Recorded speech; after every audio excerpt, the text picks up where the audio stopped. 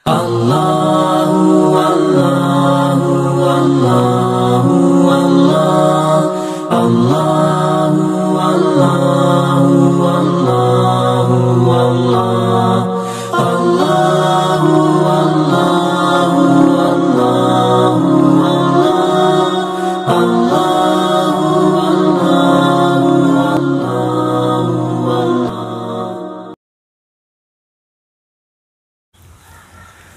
Assalamualaikum warahmatullahi wabarakatuh.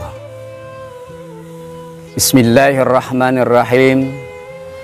Alhamdulillahil qail walillahi 'alan nasi hijjul baiti man istata'a ilaihi sabila. Amma ba'd. Kaum muslimin yang dirahmati Allah. Allah Subhanahu wa taala begitu sayang dan penuh perhatian kepada hamba-hambanya. Dia sangat dekat dan bahkan lebih dekat dari urat nadi kita sendiri.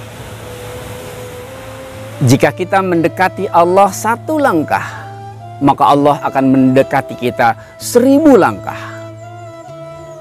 Dan jika kita mendekati Allah dengan berjalan kaki, maka Allah akan mendekati kita dengan berlari. Sungguh indah bait syair lagu yang dinyanyikan oleh grup Bimbo. Aku dekat, engkau dekat. Aku jauh, engkau jauh. Hati adalah cermin, tempat pahala dan dosa bertaruh.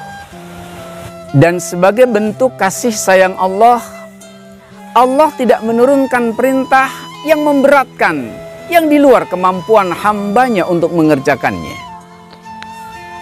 Perintah sholat bagi mereka yang tidak sanggup mengerjakannya dengan cara berdiri, dapat mengerjakannya dengan cara duduk dan bahkan berbaring. Perintah membayar zakat hanya untuk yang mampu membayarnya.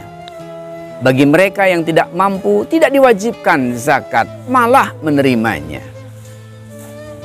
Perintah ibadah puasa Ramadan, bagi mereka yang sudah tidak mampu melaksanakannya, cukup hanya dengan membayar fidyah. Dan Allah perintahkan hamba-hambanya untuk melaksanakan ibadah haji dengan catatan kewajiban ini hanya bagi mereka yang memiliki kemampuan untuk melaksanakan perjalanan tersebut. Adakah perintah Allah yang memberatkan hambanya? Jawabnya tentu tidak. Hanya kemalasan dan ketidaktaatan kita yang menyebabkan ibadah itu terasa begitu berat. Demikian pula Allah tidak akan menurunkan suatu perintah jika sekiranya perintah itu tidak ada hikmah dan manfaatnya bagi yang melakukannya. Apapun yang diperintahkan oleh Allah kepada kita, apapun bentuk perintah tersebut, pasti di dalamnya ada hikmah dan manfaat yang bisa kita dapatkan. Ibadah haji misalnya, apa hikmah yang didapat dari seseorang hamba dalam melaksanakan ibadah haji tersebut? Satu di antaranya adalah sebagai bukti ketaatan seorang hamba dalam memenuhi panggilan Allah Subhanahu wa ta'ala. Kaum muslimin yang dirahmati Allah, ada 3 macam panggilan Allah kepada hamba-hambanya. Pertama, panggilan azan. Allah Subhanahu wa ta'ala memanggil kita 5 kali dalam sehari semalam untuk bertemu dan berkomunikasi dengannya. Panggilan muazin hakikatnya adalah panggilan Allah Subhanahu wa ta'ala kepada kita manusia untuk menghadapnya. Karena itu, sebagai bukti ketaatan hamba kepadanya, Allah perintahkan kita meninggalkan aktivitas keduniawian saat panggilan itu datang kepada kita. Sebagaimana firman Allah dalam Al-Quran surat Al-Jumu'ah ayat 8 dan 9. Ya ayyuhalladzina amanu idza nudiya lis-sholati min yaumil jum'ati fas'au ila zikrillahi wa zarul bai' zalikum khairul lakum in kuntum ta'lamun. Wahai orang-orang yang beriman, jika diseru oleh Allah untuk melaksanakan sholat pada hari Jumat, segeralah engkau mengingat Allah, tinggalkan jual beli. Bagi mereka yang sedang berdagang, tinggalkan barang daganganmu. Jika engkau sedang bekerja di kantor, tinggalkan pekerjaanmu. Jika engkau sedang tidur, segeralah bangun dari tidurmu. Yang demikian itu lebih baik bagi kamu jika kamu mengetahuinya. Wa idza qudiyatis sholati fantashiru fil ardi wabtagu min fadlillahi wazkurullaha katsiran la'allakum tuflihun. Dan apabila telah selesai melaksanakan sholat, silakan bertebaran kembali di muka bumi Allah. Carilah karunia Allah dan ingatlah banyak-banyak Allah agar kamu mendapatkan keberuntungan. Kaum muslimin yang dirahmati Allah. Yang kedua, panggilan haji. Inilah panggilan untuk hadir ke Baitullah di Al-Makkatul Mukarramah melalui ibadah haji dan umrah. Allah menyeru dalam firman-Nya surat Al-Hajj ayat 27, wa'azzin fin nasi bil haji ya'tuka rijalan wa ala kulli dhamir ya'tina min kulli fazzin amiq. Dan berserulah kepada manusia untuk mengerjakan haji, niscaya mereka akan datang kepadamu dengan berjalan kaki dan mengendarai onta yang kurus yang datang dari segenap penjuru yang jauh.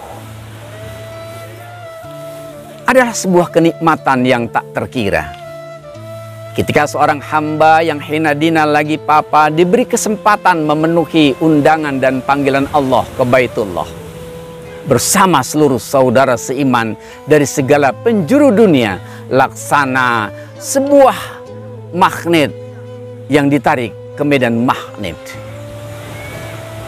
Kaum muslimin yang dirahmati Allah. Ketiga, panggilan yang pasti bagi seluruh hambanya, yaitu kematian. Seluruh manusia, bahkan makhluk yang bernyawa akan menjumpai ajalnya, suka atau tidak suka, siap ataupun tidak siap. Allah ingatkan dalam Al-Quran surat Ali Imran ayat 185, kullu nafsin za'iqatul maut.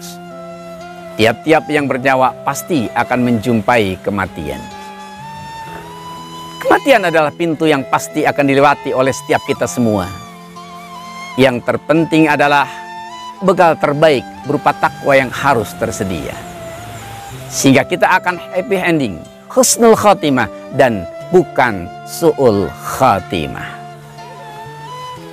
Dan apabila panggilan Allah itu telah datang, tidak ada satupun manusia yang bisa memajukan atau mengundurkannya walaupun hanya sesaat.